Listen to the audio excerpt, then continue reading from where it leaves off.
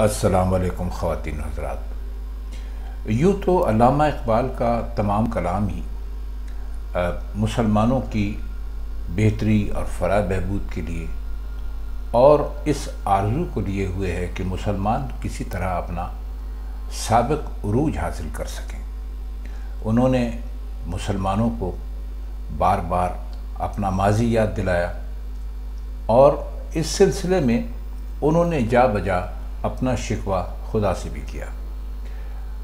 खैर, उन्होंने अपना जो शिकवा किया था वो वैसे तो उनके अशार में आपको जस्ता जस्ता कहीं कहीं मिल जाता है, लेकिन उसके लिए उन्होंने जो उनकी दो तवील नज़में हैं, शिकवा और जवाब शिकवा, उसमें उन्होंने सारी बात बहुत सराहत के साथ बयान कर दी है। जवाब शिकवा शायद वो ना लिखते, लेकिन शिकवा लिखा तो उस पर एतराज़ात हुए, तो उन्होंने जवाब शिकवा भी लिखा।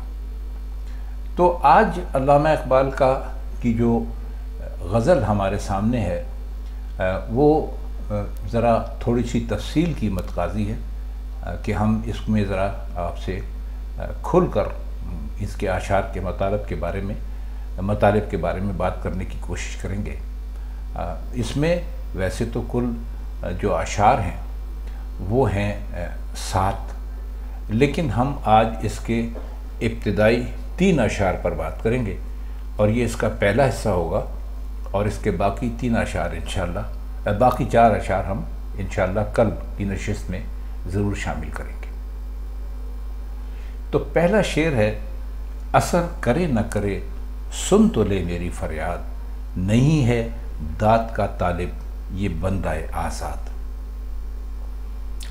इसमें एक लफ्ज़ शायद आपको मुश्किल लगे उन दोस्तों को कि जिनकी ज़बान उर्दू नहीं है, वो लफ्ज़ है फ़रियाद, और शायद उनको भी ना लगे।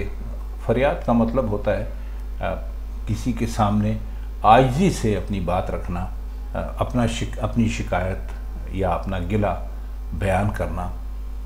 और दाद कहते हैं शाबाश को। तालिब का मतलब होता है तलब करने वाला, और बंदा आज़ाद एक ऐसा आदमी जो दुनिया के हर किस्म की परेशानियों से या हर किस्म के झंझटों से बिल्कुल आज़ाद हो। तो वो अपने आप को अल्लाह ताला के हुजूर पेश करते वक्त और अपनी ये फरियाद करते वक्त ये कह रहे हैं कि मैं आपसे जो कुछ भी अब आगे चलकर मैं बातें करने वाला हूँ वो आप पर असर करे या ना करे, लेकिन मैं इतना ज़रूर चाहता हूँ कि आप मेरा ये गिला, मेरा ये शिकवा जो फरियाद की सूरत में है, इसको सुन ज़रूर लीजिए, और मुझे इसके लिए किसी दाद की ज़रूरत नहीं है। अब आप सोच रहे होंगे कि गिले और शिकवे में दाद का क्या सवाल पैदा होता है। अल्लामा इक़बाल चूँकि शायर थे, वो लफ्ज़ों को बनाना, संवारना, सजाना और अपनी अपनी जगह पर ख़ूबसूरत अंदाज़ में रखना जानते थे। तो चुनांचे उन्होंने यही कहा कि मैं अपनी बात आपके सामने रख रहा हूँ और मुझे इसके लिए किसी दाद की ज़रूरत नहीं है कि मैंने इसको कितनी अच्छी तरह रखा है। मैं सिर्फ ये चाहता हूँ कि आप मेरी बात सुन लीजिए। असर करे ना करे का मतलब है यहाँ पर कि कबूल हो या ना हो, आप माने या ना माने, लेकिन एक मेरी फरियाद है, उसको आप सुन लीजिए जो मैं आपकी खिदमत में पेश कर रहा हूँ।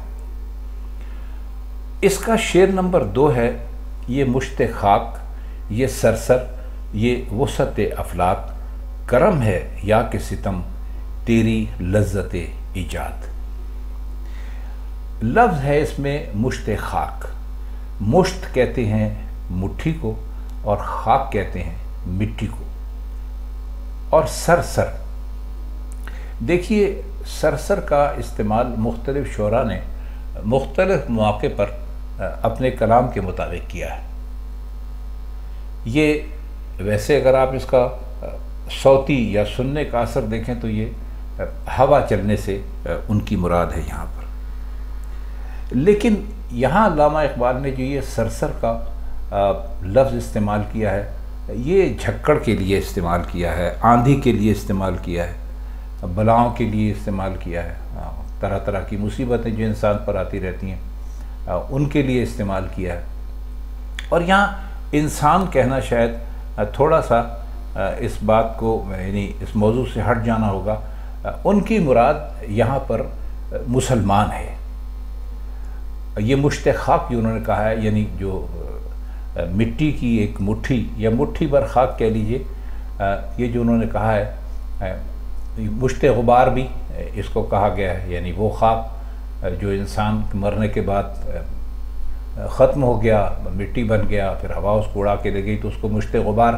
یہ ہم آپ کو ساتھ ساتھ اس لیے بتا رہے ہیں کہ کبھی آپ یہ مشت خاک یا مشت غبار دیکھیں تو سمجھ جائیں کہ مراد مٹی ہی ہے۔ اور وسعت کہتے ہیں لمبائی کو اور چوڑائی کو، اور افلاک جمع ہے فلک کی۔ فلک کا مطلب ہوتا ہے آسمان۔ کرم مہربانی کو کہتے ہیں، ستم ظلم کو کہتے ہیں۔ تو اب آگے چلیے، فرماتے اصل میں یہ ہیں کہ ایک طرف تو انسان ہے، مسلمان ہے۔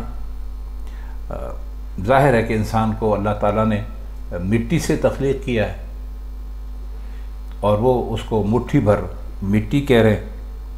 اور پھر یہ فرماتے ہیں کہ بھائی اس دنیا میں انسانوں کے لیے بڑی مصیبتیں ہیں، بڑی بلائیں ہیں، اور ان کے سر چلتے رہتے ہیں، یعنی ان کے جھکڑ چلتے ہیں۔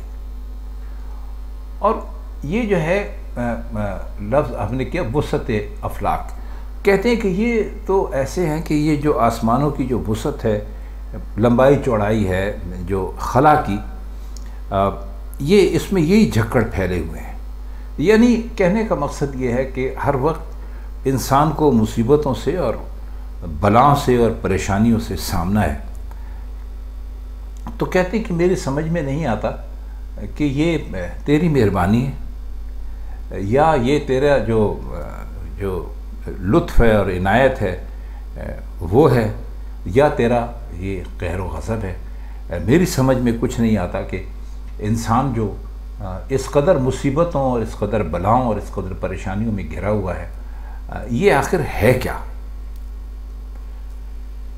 اگلا شعر ہے، ٹھہر سکا نہ ہوائے چمن میں خیمہ گل، یہی ہے فصل بہاری، یہی ہے باد مراد۔ یہ سوالیہ انداز میں انہوں نے اس کا دوسرا مصرع کہا ہے کہ یہی ہے فصل بہاری، یہی ہے باد مراد۔ اب اس میں ٹھہر نہ سکنے کا مطلب ہوتا ہے ہوا سے اڑ جانا، ختم ہو جانا، اور چمن سے ان کی مراد دنیا ہے۔ اب اس میں جو خیمہ ہے اس کو یہ سمجھ لیجئے کہ انسان کی ذات کے لیے کہا ہے۔